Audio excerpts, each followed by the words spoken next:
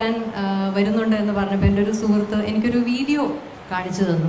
അത് ജലജ എന്ന് പറയുന്ന ഒരു ചേച്ചിയുടെ വീഡിയോ ആണ്. ആ ചേച്ചിയുടെ ഞാൻ കണ്ട ഭയങ്കര രസമുള്ളൊരു പ്രത്യേകത എന്താണെന്ന് വെച്ചാൽ, ആ ചേച്ചിക്ക് വണ്ടി ഓടിക്കാൻ ഭയങ്കര ഇഷ്ടമാണ്, ഒരുപാട് യാത്ര ചെയ്യാനും ഭയങ്കര ഇഷ്ടമാണ്.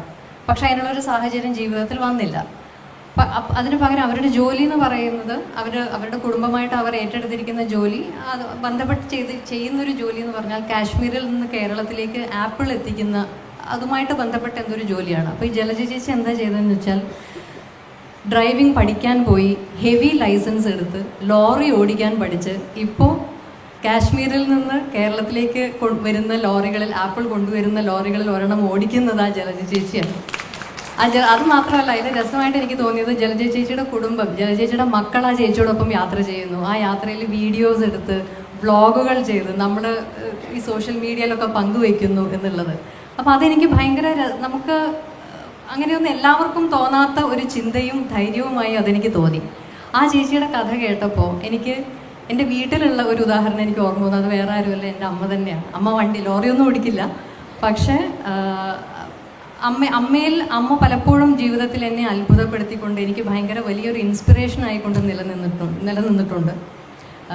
അച്ഛൻ്റെ മരണശേഷം അച്ഛനും അമ്മയും എപ്പോഴും ഒന്നിച്ചേ കാണാൻ പറ്റുമായിരുന്നുള്ളൂ, ബോബനും മോളിയും പോലെ. അപ്പോൾ അച്ഛൻ്റെ മരണശേഷം അമ്മ ഇതെങ്ങനെ ഹാൻഡിൽ ചെയ്യും എന്ന് ഓർത്ത് ഞാനും ചേട്ടനും ഒക്കെ പലപ്പോഴും വേവലാതിപ്പെട്ടിട്ടുണ്ട്. പക്ഷെ ഞങ്ങളെയൊക്കെ അത്ഭുതപ്പെടുത്തിക്കൊണ്ട് ഞങ്ങൾക്കൊരു ഭാരമാവരുത് എന്ന് സ്വയം തീരുമാനിച്ച പോലെ അമ്മയ്ക്ക് പണ്ട് ചെയ്യാൻ ഇഷ്ടമുണ്ടായിരുന്ന കാര്യങ്ങൾ, നൃത്തം പഠിക്കാൻ അമ്മയ്ക്ക് വലിയ ഇഷ്ടമായിരുന്നു, പാട്ട് പഠിക്കാൻ വലിയ ഇഷ്ടമായിരുന്നു.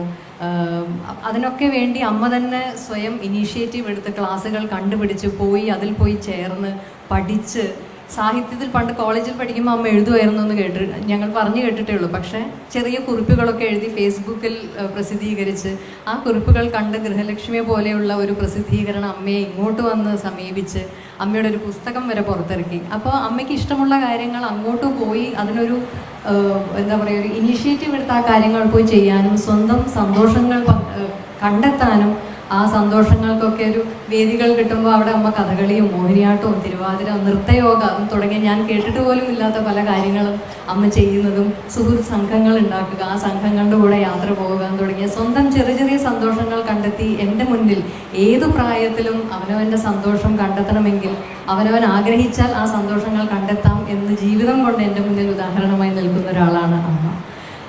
അതേപോലെ ആ അമ്മയുടെ കാര്യം പറഞ്ഞപ്പോഴാണ്, രാധാമണിയമ്മയെ കുറിച്ച് ഇതിലിവിടെ എത്ര പേര് കേട്ടിട്ടുണ്ടെന്ന് എനിക്കറിയില്ല. കാറ് മുതൽ ജീപ്പ് മുതൽ JCB വരെ ഓടിക്കുന്ന ഒരു രാധാമണിയമ്മയുടെ വീഡിയോസ് ഞാൻ കണ്ടു. ഒരു 10-70 വയസ്സൊക്കെ കഴിഞ്ഞ് നല്ല സുന്ദരിയായ ഒരു അമ്മയാണ്. അതേപോലെയുള്ള ഉദാഹരണങ്ങൾ ഞാൻ കണ്ടു. പിന്നെ ഇവിടെ തിരുവനന്തപുരത്ത് തന്നെയാണെന്ന് തോന്നുന്നു, തട്ടുകട നടത്തി LLBക്ക് പഠിക്കുന്ന ഒരു വിദ്യാർത്ഥിനിയെ കുറിച്ച് ഞാൻ കേട്ടു. അതേപോലെ നമ്മുടെ മുന്നിൽ എത്രയോ വിദേശത്ത് പഠിക്കാൻ പോയിട്ട് അവിടെ പാർട്ട് ടൈം ജോലി ചെയ്ത് പഠനവും ജോലിയും ഒന്നിച്ചു കൊണ്ടുപോകുന്ന ഒരുപാട് പേരുണ്ട്. ഇപ്പോൾ വീണ മാഡം എൻ്റെ അടുത്ത് ഇപ്പോൾ നേരത്തെ സംസാരിച്ചുകൊണ്ടിരുന്നത് ഞാൻ ചെയ്ത ബൈക്ക് യാത്രയെക്കുറിച്ചായിരുന്നു. അപ്പോൾ സത്യത്തിൽ എനിക്കൊക്കെ എത്രയോ ബൈക്ക് ഓടിച്ച് ഹിമാലയം വരെ പോകുന്ന സ്ത്രീകളെയും, സ്വന്തം അമ്മയെ ബൈക്കിൻ്റെ പിന്നിലിരുത്തി, സീമ എന്നാണെന്ന് തോന്നുന്നു ആ ഒരു റൈഡറിൻ്റെ പേര്, ഹിമാലയത്തിൽ വണ്ടി ഓടിച്ച അങ്ങനെയുള്ളൊരു റൈഡറുടെ കഥയും ഞാൻ കേട്ടു. അപ്പോൾ അതിൽ നിന്നൊക്കെ എത്രയോ നമുക്ക് ഇൻസ്പിറേഷൻ ഉൾക്കൊള്ളാൻ സാധിക്കുന്ന എത്രയോ ഉദാഹരണങ്ങൾ നമുക്ക് ചുറ്റിലും സംഭവിച്ചുകൊണ്ടിരിക്കുന്നുണ്ട്. അതൊക്കെ കാണുമ്പോൾ എനിക്ക് വലിയ പ്രതീക്ഷയാണ് തോന്നുന്നത്. വിവാഹം എന്നുള്ളത് ഒന്നിൻ്റെയും അവസാന വാക്കല്ല എന്ന് ഉറക്കെ പ്രഖ്യാപിക്കാൻ ധൈര്യം കാണിക്കുന്ന കുട്ടികൾ ഇന്നുണ്ട്. വിവാഹം വേണോ വേണ്ടയോ വിവാഹം വേണോ വേണ്ടയോ എന്ന സ്വന്തം തീരുമാനമായിരിക്കണം എന്ന് ഉറപ്പിച്ചിട്ടുള്ള പെൺകുട്ടികളെ കാണാം. അതിലും ഭംഗി എനിക്ക് തോന്നിയത് അതിന് പൂർണ്ണമായി പിന്തുണ കൊടുത്തുകൊണ്ട് അവരുടെ ഒപ്പം നിൽക്കുന്ന മാതാപിതാക്കളെയും കാണുമ്പോഴാണ് ശരിക്കും ഈ നമ്മുടെ സമൂഹം സത്യത്തിൽ മാറിക്കൊണ്ട് തന്നെ ഇരിക്കുകയാണ് എന്നുള്ള വളരെ ശുഭകരമായിട്ടുള്ളൊരു പ്രതീക്ഷ എനിക്ക് തോന്നുന്നുണ്ട്.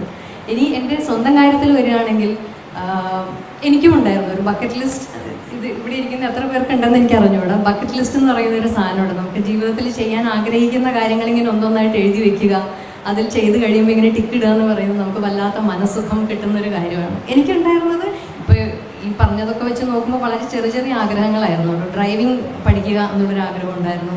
അത് ഞാൻ ചെയ്യാൻ ശ്രമിക്കുന്നുണ്ട്, ചെയ്യുന്നുമുണ്ട്. നീന്തൽ പഠിക്കണമെന്നുണ്ടായിരുന്നു. അതിൻ്റെ വളരെ ബേസിക് ഒക്കെ ആയിട്ടുള്ള കാര്യങ്ങളെ അറിയുള്ളൂ, എങ്കിലും അത് ചെയ്തിട്ടുണ്ട്. ഈ പറയുന്ന പോലെ ബൈക്ക് റൈഡ് എന്ന് പറയുന്നത് കുട്ടിക്കാലം എനിക്ക് തോന്നുന്നു അച്ഛൻ്റെ പിന്നിൽ ഇരുന്ന് എല്ലാവർക്കും അത് പറഞ്ഞാൽ പെട്ടെന്ന് മനസ്സിലാവുന്ന ഒരു കാര്യമാണ്. അച്ഛൻ്റെ കൂടെ ബൈക്കിൽ പോയിട്ടുള്ള ഏതൊരു പെൺകുട്ടിക്കുമുള്ളൊരു സ്വപ്നമായിരിക്കും എന്തെങ്കിലും ബൈക്ക് ഓടിക്കാൻ പഠിക്കുക എന്നുള്ളത്. അപ്പം അങ്ങനെ ഞാൻ ചെയ്ത കാര്യങ്ങളുണ്ട്. പക്ഷേ അങ്ങനെ കാര്യങ്ങൾ ചെയ്തു കഴിഞ്ഞപ്പോൾ ഞാൻ തിരിച്ചറിഞ്ഞൊരു കാര്യമുണ്ട്. വെറുതെ അത് ചെയ്തത് കൊണ്ട്, അത് ടിക്ക് ചെയ്ത് പോയത് കൊണ്ട് അതിൻ്റെ ഒരു ഭംഗി മുഴുവനാവണം എന്നുണ്ടെങ്കിൽ ശരിക്കും പറഞ്ഞാൽ നമ്മൾ ചെയ്യുന്ന കാര്യങ്ങളിൽ കൂടുതൽ അപ്ഡേറ്റ് ആയിക്കൊണ്ടിരുന്നാലേ അതിൻ്റെ ഭംഗി നമുക്ക് പൂർണ്ണമായിട്ട് ആസ്വദിക്കാൻ കഴിയുള്ളൂ എന്നുള്ളത് ഞാൻ തിരിച്ചറിഞ്ഞു. ഇപ്പോൾ ബൈക്ക് ഓടിക്കുന്ന കാര്യമാണെങ്കിലും ബൈക്ക് ഓടിക്കാൻ പഠിച്ചു, ആ ഒരു നല്ല സ്പീഡിലൊക്കെ പോകാനൊക്കെ അറിയാമെന്നുണ്ടെങ്കിലും എനിക്കിപ്പോഴും മര്യാദയ്ക്ക് ചെയ്യാൻ അറിയാത്ത ഒരുപാട് കാര്യങ്ങൾ ബൈക്കിങ്ങിലുണ്ട്. സ്ലോ ആയിട്ടുള്ള ഒരു മനൂവറിങ്ങിലും ട്രാഫിക്കിനിടയിൽ കൂടി ഓടിക്കുമ്പോഴും ഒക്കെ ഞാൻ വല്ലാതെ ബുദ്ധിമുട്ടുന്നുണ്ട്. ഞാൻ ഇനിയും അതിൽ സ്വയം വർക്ക് ചെയ്യാനുണ്ട് എന്നും. ഇപ്പോൾ ഡ്രൈവിങ്ങിൻ്റെ കാര്യത്തിലാണെങ്കിലും നീന്തലൊക്കെ ജസ്റ്റ് വെള്ളത്തിൽ കൊണ്ടിട്ടാൽ മുങ്ങാതെ രക്ഷപ്പെടാം എന്നേ ഉള്ളൂ. അതിൽ കൂടുതൽ എനിക്ക് അറിഞ്ഞുകൂടാം. ഇനിയും കൂടുതൽ പഠിക്കാനുണ്ട് എന്ന തിരിച്ചറിവാണ് എനിക്ക് ഈ കാര്യങ്ങൾ ചെയ്തതിലൂടെ കിട്ടിയത്.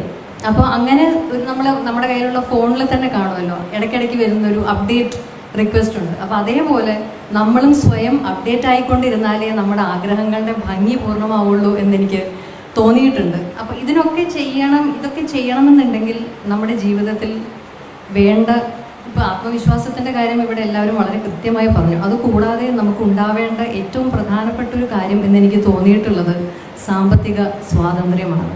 ആ സാമ്പത്തിക സ്വാതന്ത്ര്യം ഉണ്ടെങ്കിൽ മാത്രമേ നമുക്കിതൊക്കെ ചെയ്യാൻ സാധിക്കുള്ളൂ എന്നുള്ളൊരു സത്യവും നമ്മളെല്ലാം തിരിച്ചറിയണം.